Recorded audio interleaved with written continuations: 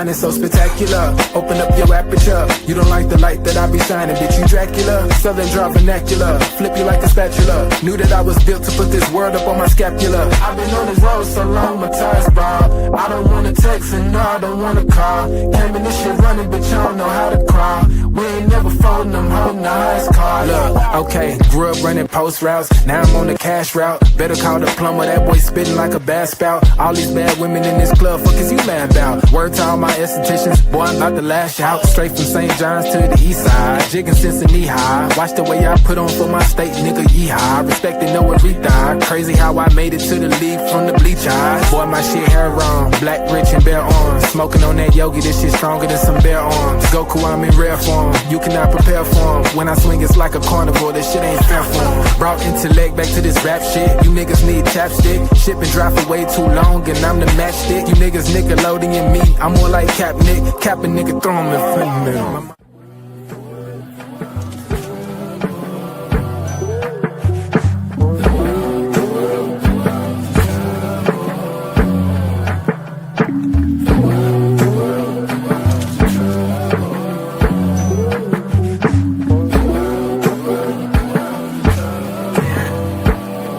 Party favors on the table, you can pick and choose. I would be lying if I said that I don't get confused. I'm just a player in the game and I don't pick the rules. Why trouble always seem to find the ones with shit to lose. About to blow like we just lit the fuse. We double dutch into this dough, I get this shit in twos. Push the button, get it started, put that shit in cruise. A little dust up on his heart, I barely get to use. A fool flatters himself, a wise man flatters the fool. Man, I just came to get it started like mechanics with tools. Cause in my hood, if you don't pack a tool, you planning to lose. These young boys deserve Oscars, they be acting a fool. A couple loose screws, but they hammer accurate. Ooh, I know some niggas stuck on drugs and manufacture it too. School of hard knocks, we all got our bachelor's, fool. No cap and gowns, but we all had to master. Party favors on the table, you can pick and choose. I would be lying if I said that I don't get confused. I'm just a player in the game and I don't pick the rules. Why trouble always seem to find the ones with shit to lose.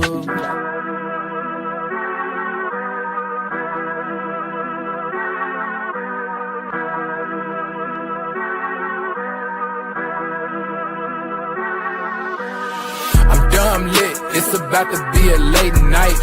Fresh wax, shawty, show me what it tastes like. Niggas know me in my city like I'm Wayne Wright. Got them looking up to me and we the same height. Ooh, I got it bad, deep in my bag. Foot on the gas, they cannot last. Swimming with the sharks, bitch, that's a great white. Never stopping, we don't even need no brake lights. Say she don't smoke, but she always smoke with me, yeah. Backwards in the air, back up in the ovaries, yeah. All my ops, they stay running like they over easy. Even my masseuses can't just get too close to me, yeah. Shout out to Next, soon as the ink dry, we count out the checks, yeah. I never flex, I bought up a business, you bought up a section. I'm at the top of my class, yeah. Y'all never learned from your lesson. Skywalker gave me the force, yeah. Turn this into an obsession, yeah. I couldn't wait on the team, cooking shit up with just me and play, yeah. Things never are what they seem, but we know the facts, yeah. Charging this shit to the game, but now I pull up with a battery pack, yeah. The bigger they are, the harder they fall, and we can just leave it at fact. I'm dumb lit, it's about to be a late night. Fresh wax, shawty, show me what it tastes like. Niggas know me in my city like I'm Wayne Wright. Got them looking up to me and we the same height. Ooh, I got it bad, deep in my bag. Foot on the gas, they cannot last. Swimming with the sharks, bitch, that's a great white. Never stopping, we don't even need no brake lights. Big bro, why they call you big bro? Every time we hit the bank, we deposit zip codes. Well connected with the streets, like we out in Skid Row. Calvin Booth feeling like he wants to go with the younger guys, and Michael Malone's feeling like he wants to go with veteran leadership. I think Michael Malone's loyalty to Russell Westbrook also plays a part in this as well. I mean, every time you heard Michael Malone talk about Russell Westbrook, he was always defending him. He was always saying that Russell Westbrook, plays so hard. He plays through everything. Like, he's one of the best point guards of all time. He has no ego, yada, yada, yada. Like, he's always if you listen to every press conference, Michael Malone, is always him defending Russ. And I think after that game versus the Timberwolves, I think a lot of people from the fan base really kind of got on Russ. And Mike Malone still stood in the fire and still said, you know what, I feel bad for him, yada yada yada, and basically still gonna play him. I think the timing of this firing has something to do with that, because I feel like the ownership felt like, you know what, we're gonna go ahead and nip this in the bud because we know Mike Malone's loyalties with Russell Westbrook, and he, they might feel like, this might be a game that they merely need, and they might lose it because they have Russell Westbrook in the game. But but closing it up, I just don't see Jokic's character to go to the front office and say get him fired. We ain't seen that. We ain't heard that. We ain't we ain't seen none of that. So it's hard for me to say that he went to the front office and say get him fired. So I'm not so sure who did it, but I do know that the team was pretty much done. So I'm not so sure who did it, but I do know that the team was pretty much done with Mike Malone. Like I said, don't be surprised if they start playing and they might go on a streak. This might turn their season around because, again, I remember even with our team, when our team got rid of this guy, we were better. We had a better, vibe in practice. Guys were coming in not angry. They were coming in vibing. They weren't walking on eggshells. So there is some truth that this team may be better as the year goes, because something had to shake up. Something had to shake, and for it to shake at this point, to not let even this man finish the season.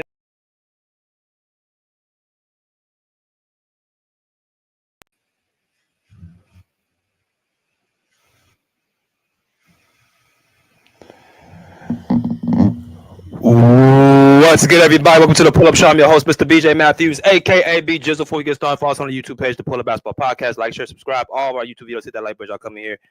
Let's get it popping. All right, so we're gonna go ahead and get into another vid right now, man. For those that do not know, I want to put this out here. So today I will not be doing a live video for the game, for the Clippers game last night, because I got some things that I have to do. Something that just came up. I have a family friend out of town, so they want to spend time together. It's the only time they're gonna be here. But it was unexpectedly called me up out the blue, and they are coming right now. So we have to meet up on actually after I make this video. So this is unexpected. But we will not be having a live today. I sincerely apologize to y'all. I wanted to bring it out here. But I want to first say the Clippers got their fifth straight win. They're the 5th seed in the West. So if they're able to win out, they should get no seed lesser than the 5th seed, right? So they got Sacramento coming up on Friday, and then you got Golden State on Sunday. Golden State lost last night too, so they have to depend on not only them winning their games, but they got to also hope the Clippers lose both games, if I'm not mistaken. Because even if they beat the Clippers on Sunday, they still will be tied, which the Clippers have the tiebreaker. So that's the nice thing about tiebreakers. You need them when you definitely need them. But let's talk about the team that has a tiebreaker over us, the Denver Nuggets. So the clips that y'all heard yesterday, man, again, very, very things that I was talking about yesterday. I made a video about this, about the situation going on with Mike Malone getting fired. Literally a couple days ago, probably less than 48 hours ago, getting fired. And I chose to wait to make that video instead of doing it like the same day as a reaction, because I wanted to put everything into perspective. But it looks like a lot of the stuff, the sentiments I was saying was correct. For you guys who do not know what I'm talking about, based off of how he got fired, the time he got fired, who was involved, stuff like that. There's been new reports coming about the firing of Mike Malone. So the Nuggets were able to prevail last night against the Sacramento Kings, and they talked to a couple of the players. One of the players they talked to, the main guy they're talking to, was Nikola Jokic, and Nikola Jokic right here, if you guys didn't see the interview, says Josh Kroenke didn't consult him before Mike Malone, but decision woke up Nuggets. So if you guys didn't hear my audio that I played at the beginning of the show,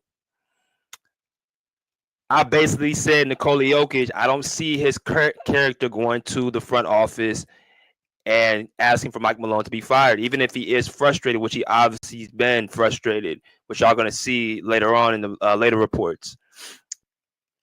But right here, and it says in the headlines, Nikola Jokic says Josh Kroenke didn't consult him before firing Mike Malone, but decision woke up the Nuggets. It was a heavy day for everybody. Nikola Jokic said of the Nuggets coach Mike Malone's firing. Okay, now look at the source. I'm gonna use a Jaylen Brown line. State your source.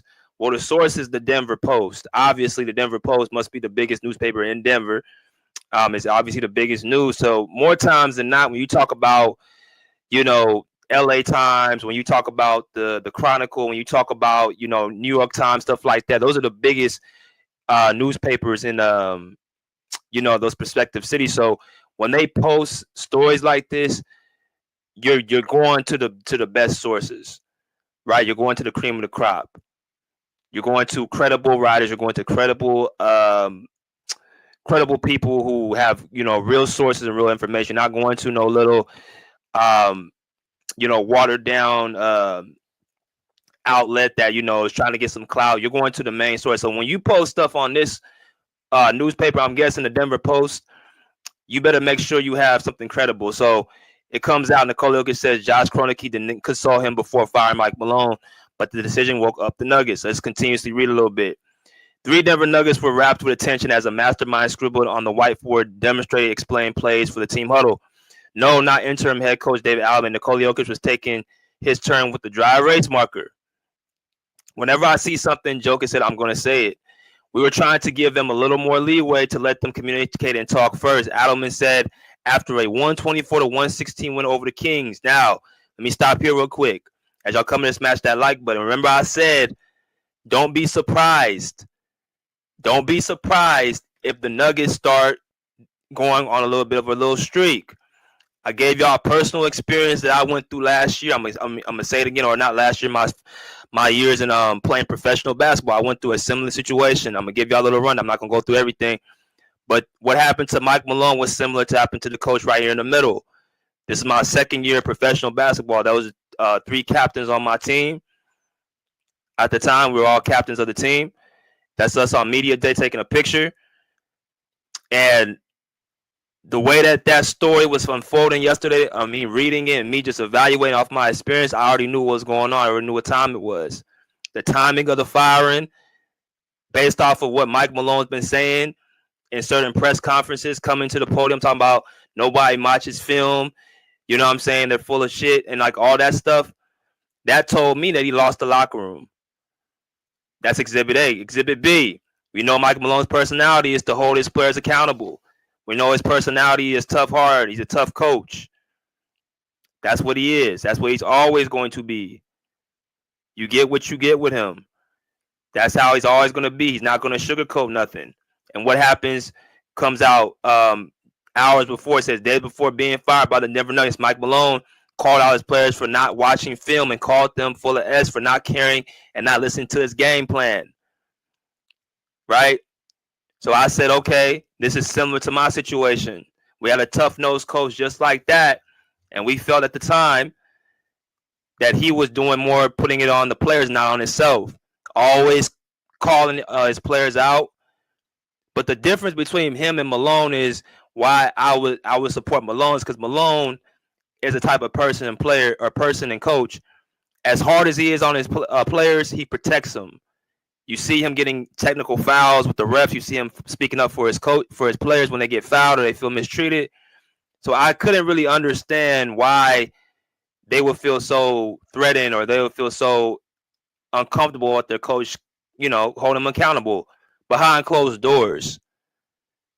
Right? It wasn't like the coach was holding them accountable like in front of everybody else. He was holding them most up behind closed doors. I mean, that's fair. Better the devil I know than the devil I don't. If you fair and you hold everybody to the same amount of coaching, then I'm cool with that.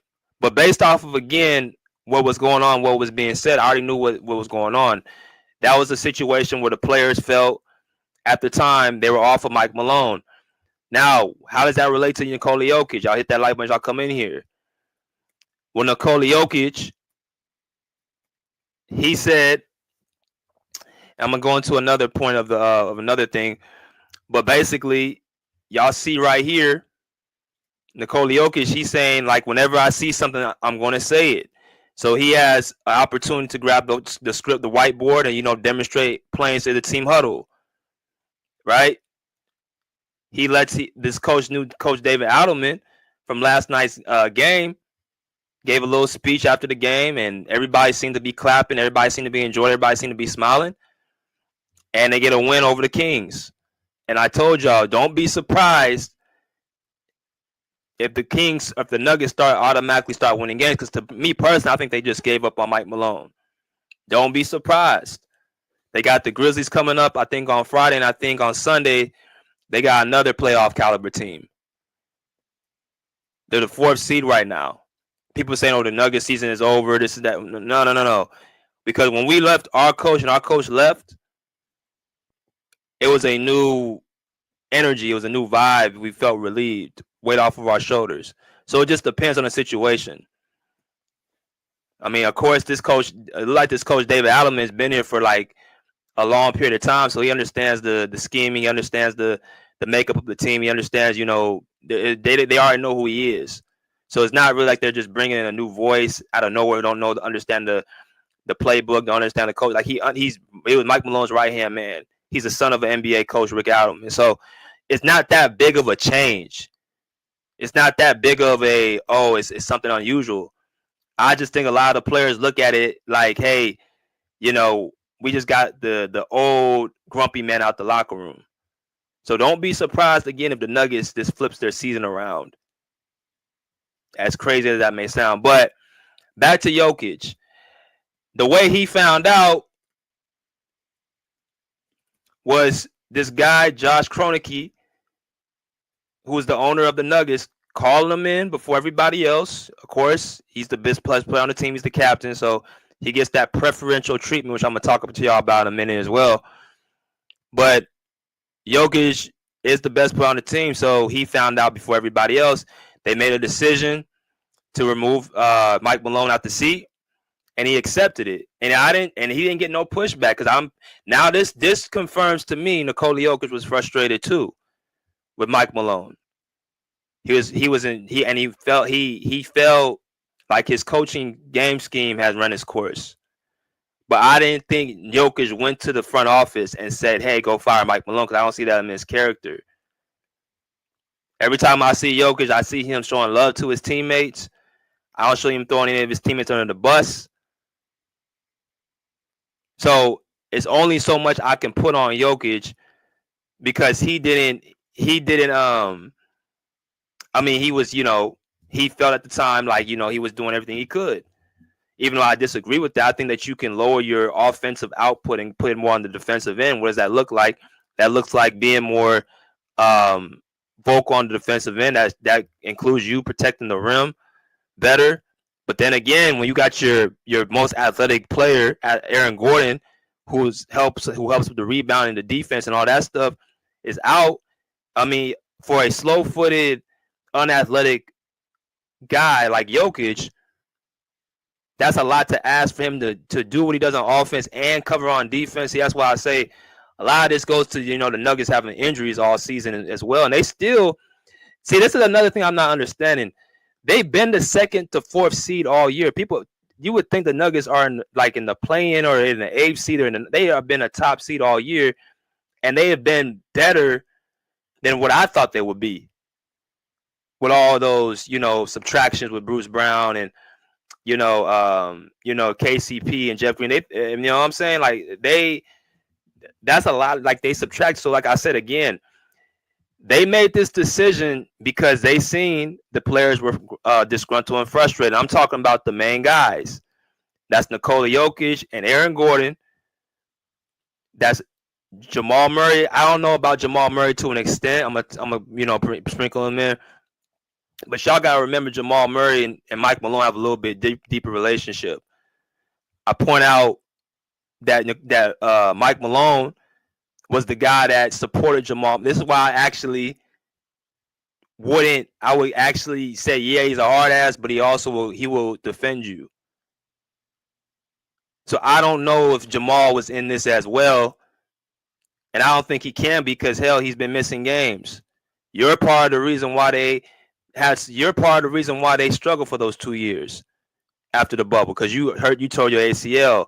Your impact is felt on this Nuggets team. And like I said before, he's their closer. He's their shot maker on the offensive end. Everybody has a job to do.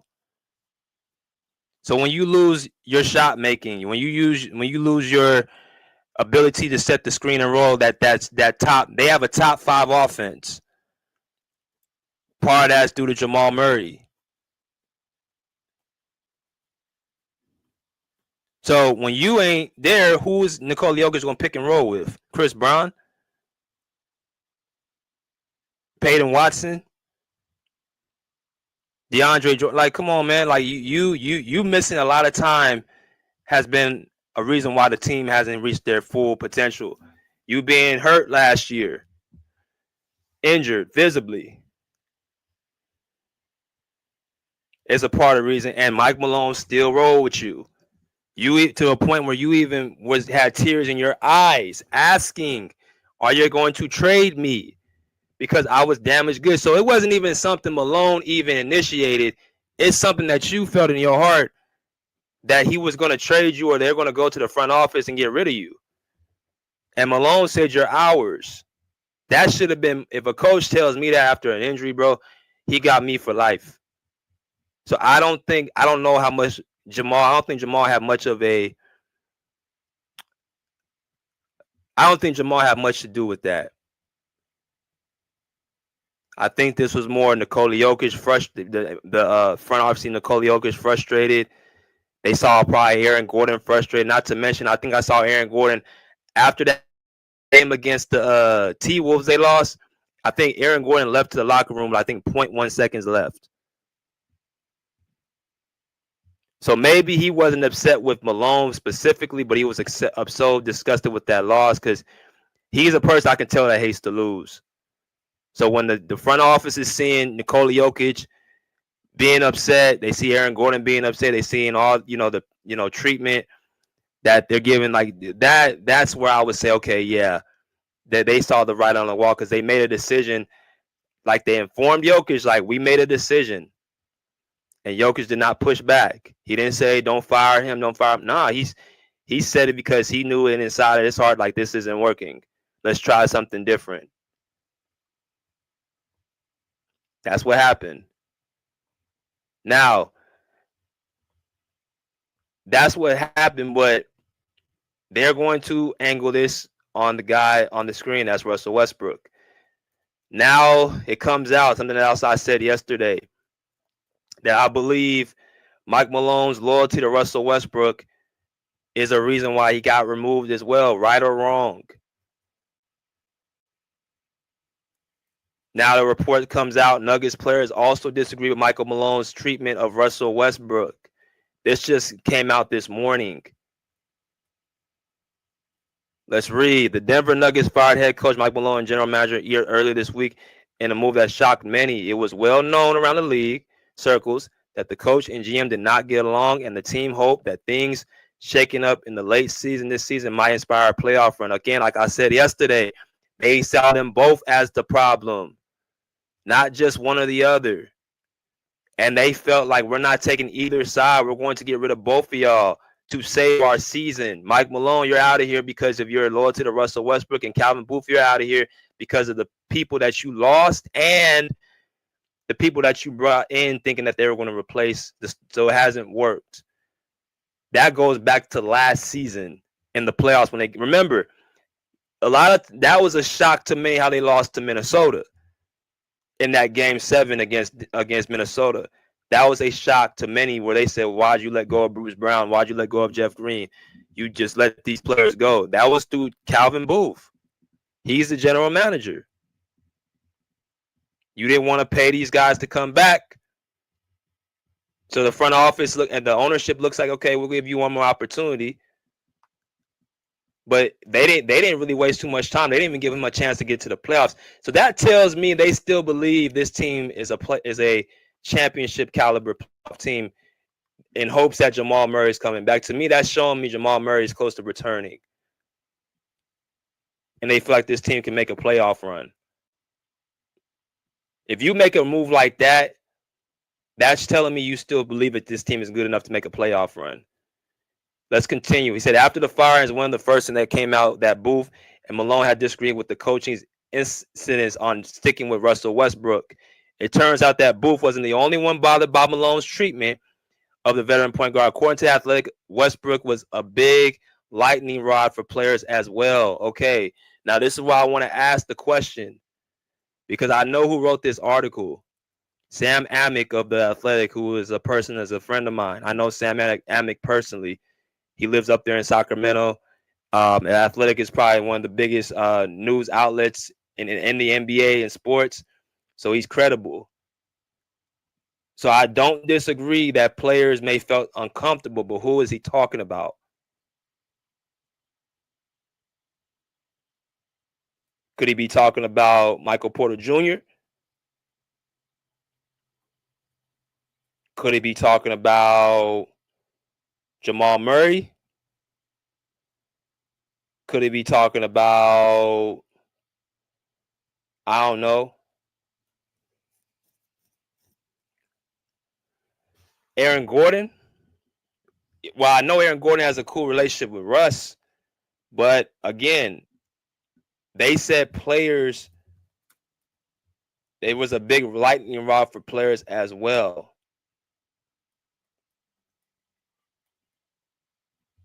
I mean, put a name on it. Who are you talking about? He said, all the while, Malone's choice to continue supporting Westbrook despite the frustration he was causing on and off the floor ultimately led to a loss of credibility among the team's key players. So the key players are who? Nikola Jokic, Jamal Murray, and Aaron Gordon, and Michael Porter Jr. Those are the four key players. That's what this article says. Those are the four guys who's been in the rotation. That's the four guys who's been on this championship core. That's the four guys that start each and every game. That's going to get their consistent minutes, who has a role on the team. Those are the only guys that have a real amount of power to make a group decision. So, again, the ownership was seeing this and the fan base was seeing this, and they said, hold on, let's go and make a decision right now because Malone's going to Brook. He said it was one thing when Malone handled Jokic and Murray with more leniency than the rest of the group, but affording Westbrook that sort of treatment, even with his Hall of Fame resume, wasn't received well by some. Again, who are you talking about?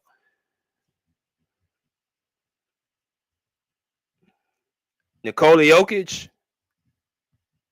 I don't think Nikola Jokic spoke anything verbally bad about Russ.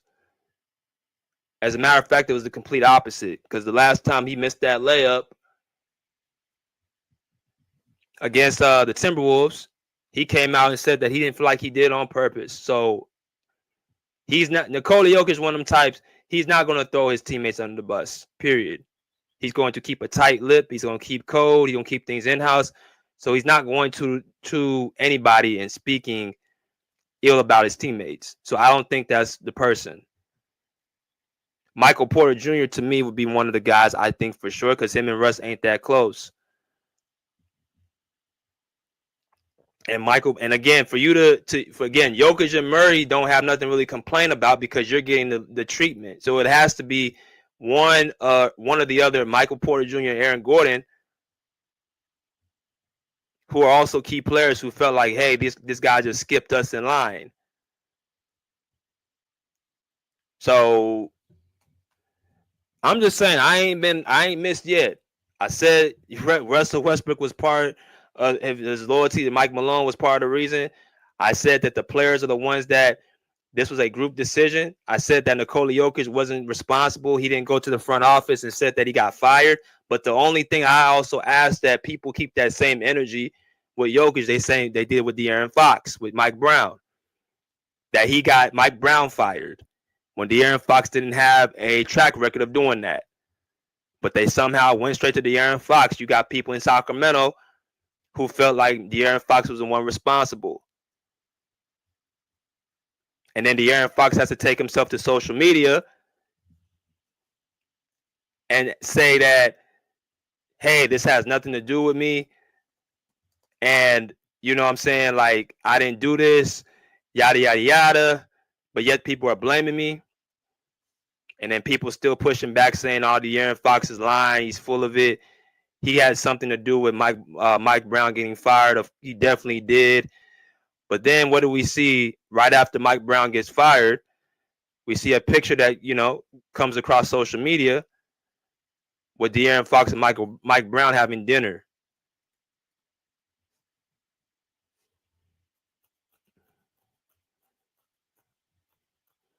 Right? We see a picture of De'Aaron Fox and Mike Brown having dinner. I'm going to tell you something. You get me fired, I'm not having dinner with you. You think our coach had dinner with us, you know, after he knew what was the situation? You think our coach had dinner with any of the players, or do you think he went his own way, took his money, and got the hell out the way? Because like I told you, Mike Malone knew the energy in that locker room. He knew his players did not trust him and did not follow his game plan. He knew it.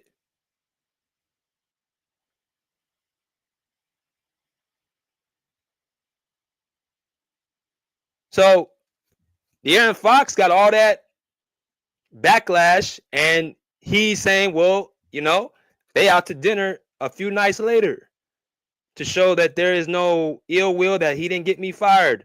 Why Mike Brown got fired from Sacramento, I think it has something to do with just the ownership doing bad business. I think this was a move from the top, because right away De'Aaron Fox leaves.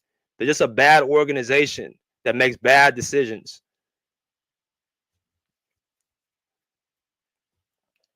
On basketball wise.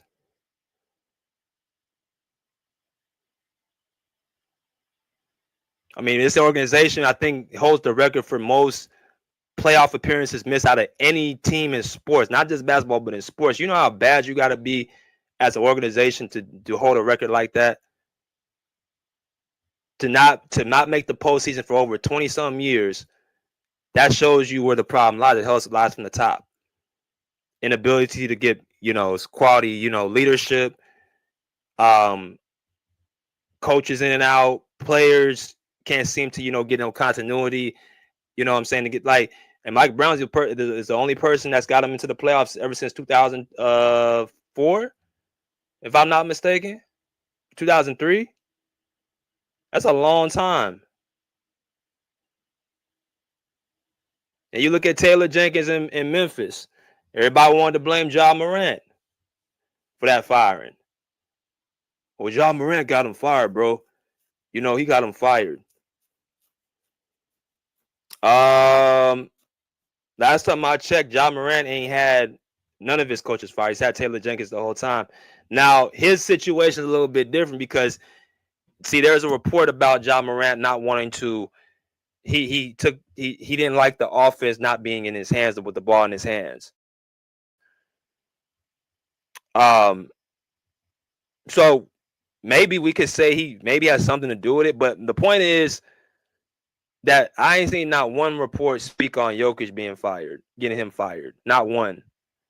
Not somebody from the mainstream. They have made it more so something on Russell Westbrook's plate than even Nikola Jokic.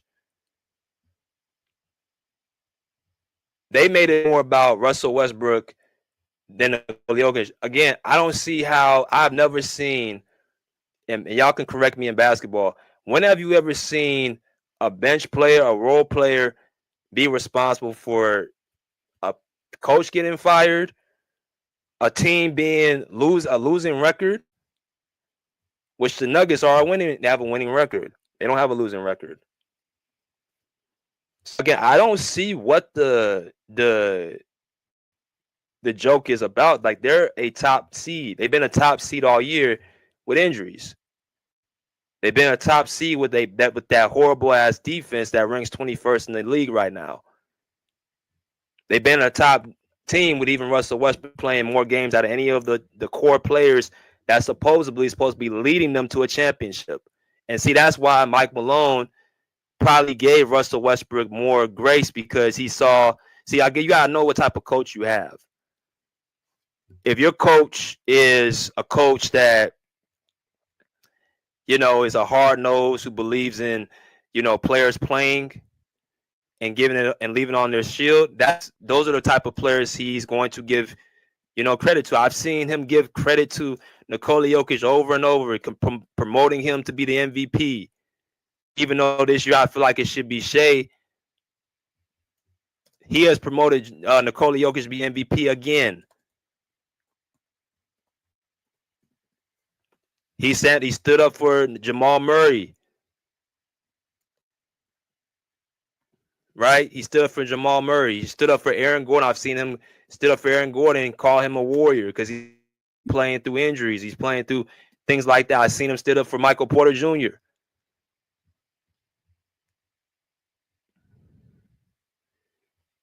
You know what I'm saying? I think when they played the Clippers, he felt like Michael Jr. got fouled really hard. He gets a tech, he gets thrown out. This was last season. Go look it up. So he's not a respect of a person. Do your job, and he's going to give you your praise and your respect. You start bitching and complaining, start crying, he's going to call you out. Again, I'd rather deal with a person like that because I know what I'm dealing with, and a guy who plays with that hypocrisy. He wants to, put it on the players, but don't want to put none on himself, and he doesn't want to stand up for you when you need it. So Russ has been available. He's played. He's taken on different roles. He's taken a back seat. You know what I'm saying? So that's why he gives him that respect. And he's a Hall of Famer. Yeah. So I'm pretty sure some of the players did maybe disagree with it. But to the point where, to make it about a guy who's not even the first option, not even the second option as the reason why, that's just, again, another media tactic in my opinion. Again, no one had nothing. You only say something that game was where we had 75. Where was everybody at the entirety of the season? Where was the media at when he was, him and Jokic were getting career triple doubles together, when they were winning games, when Jamal Murray wasn't playing? Where was everybody at? Were you just waiting for him to, have a bad moment, have a bad stretch, have a bad situation? That's what you was waiting for? See, I see through all this stuff. You got Nick Wright coming on, talking about, because he's a LeBron guy, talking about, hey, he everywhere you go, he gets coaches fired. So, no. Let's look at Russell Westbrook's career. Let's talk about it. OKC, he's known as Mr. Thunder over there. The fan base, the people, they love Russell Westbrook there. So I don't know what that means when Nick Wright says, everywhere he goes to Houston. He spends one season there. I don't remember him getting the coach fired. I remember him leaving because he didn't want to be a part of the mess in Houston that apparently James Harden was mixed up in. So they trade him away for John Wall, and he goes to Washington. He gets Washington their only playoff berth in I don't know how long. And they get a game off of the top seed of Sixers that year in 2020. 2021, I'm sorry. So that's 3 stops. You didn't hear nothing bad about Russell Westbrook. You didn't hear about him, getting coaches fired. You didn't hear nothing. All you heard really was from Skip Bayless. If Skip Bayless didn't exist, you wouldn't hear nothing bad about Russell Westbrook, to be honest with you. Yeah, he has bad moments, but from what you don't hear nothing bad about him in the league.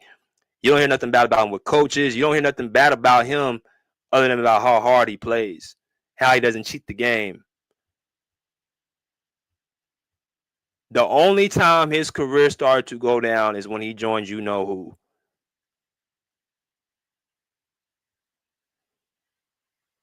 I don't know how the hell a guy who leads history in triple doubles is such a big problem. You didn't say that about Oscar Robertson. You don't say that.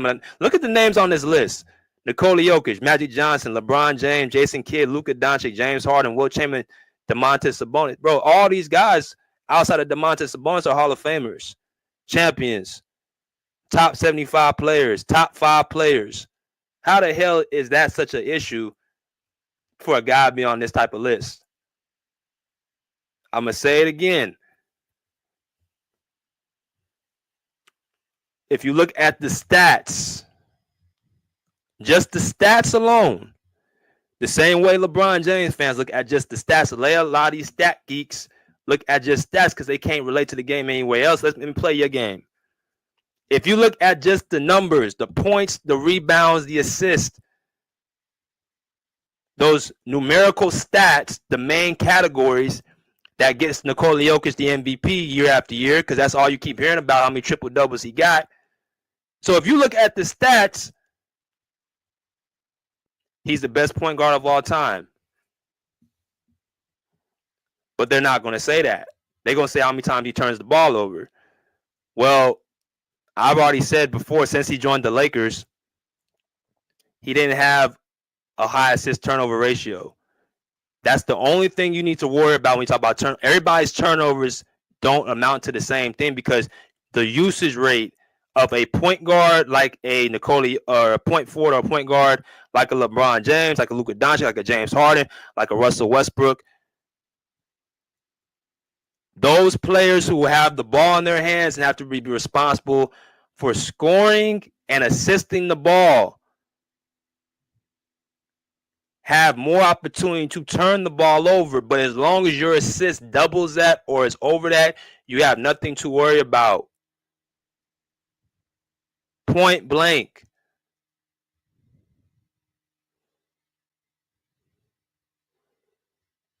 So I don't understand what is the big problem, or why is it that this is such a huge story? The fact of the matter is, they're going to angle this to put it on Westbrook. If they go into the playoffs and lose, it's going to be Westbrook's fault.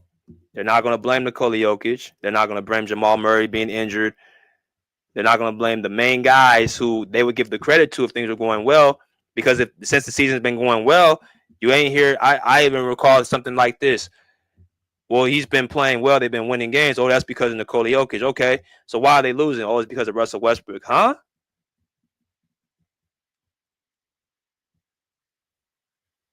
So a guy who fluctuates from a starter who I think they're 22-12 with him as a starter, he goes to the bench. You don't want to give him the credit as a starter, but you take him to the bench where he has less of a role, which means a less of opportunity to mess up, which means a less. Now you want to say, well, he's responsible. Selective blame is disgusting. How a lot of these people break down the game of basketball. But like I said yesterday, I called it from top to bottom what was happening, and I'm going to say it again. They're going to find a way to put Westbrook as the scapegoat. But I'm also saying right now, this could turn the Nuggets season around because they got rid of the guy who they felt was the problem. Okay, well, if you felt like this was the problem, Nikola Jokic and Jamal Murray and Aaron Gordon, you guys should get it done. Don't come back and say it's Russell, because you got your coach. You got your coach out of there, verbally or non-verbally, not going to the front office, but showing your frustration and pretty much giving up on him.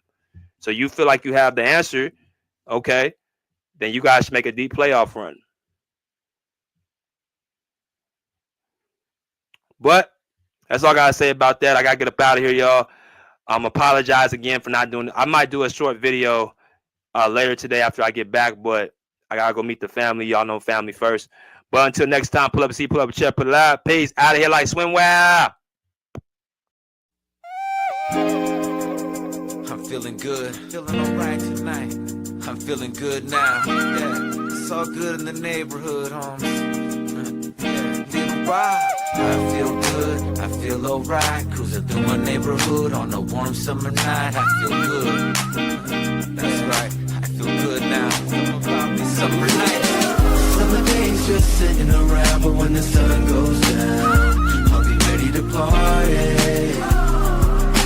Ain't nothing like them summer nights. Keep it top on, drop. All the girls looking hot, hit the photo and we just don't stop. Party until the morning light.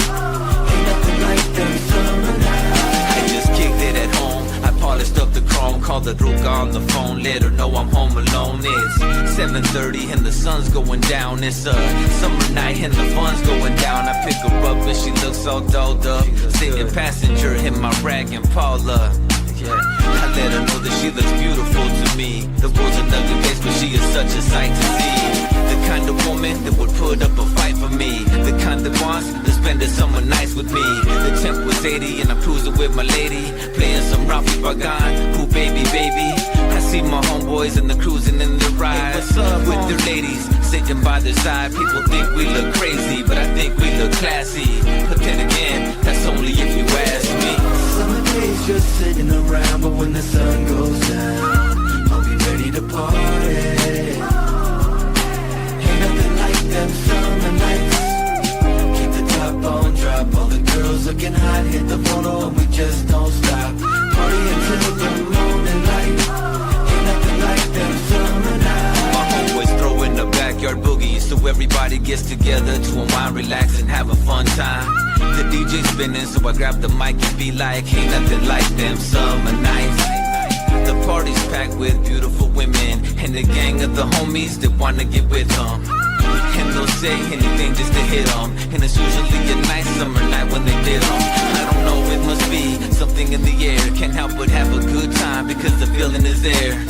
To some people, the feeling is rare. They're at the past saying, God damn, I wish I was there. To have a drink, have a token, hook up with someone fine, but the kind that looks up. Gotta keep some pisto in the cup, party until the sun comes up, but we give up. Summer days just sitting around, but when the sun goes down, I'll be ready to party. Ain't nothing like them summer nights. Keep the top on drop, all the girls looking hot, hit the photo and we just don't stop. Party until the morning light. Ain't nothing like them summer nights. Summer nights can keep a smile on your face. Gotta try to have a good time with your life, otherwise it's just a waste. Either way, I'm gonna party just in case. Like Prince party like it was 99 and 87, 88. I couldn't ask for no better weather. I'm right next to the Pacific, to be specific. The candy paint job glows under the moonlight as I close out my summer night and say goodnight. It's time to put the top up and park it, drop it, unplug the ground, roll up the windows and lock it. Walk in the pad and fall into bed as she lays on my chest to rest her sleepy head. And we do this all night long, from dusk till dawn. But it's not quite the same when summer nights are gone. But even when they're gone, it won't be long. 8 more months and once again it's on. Summer days just sitting around, but when the sun goes down,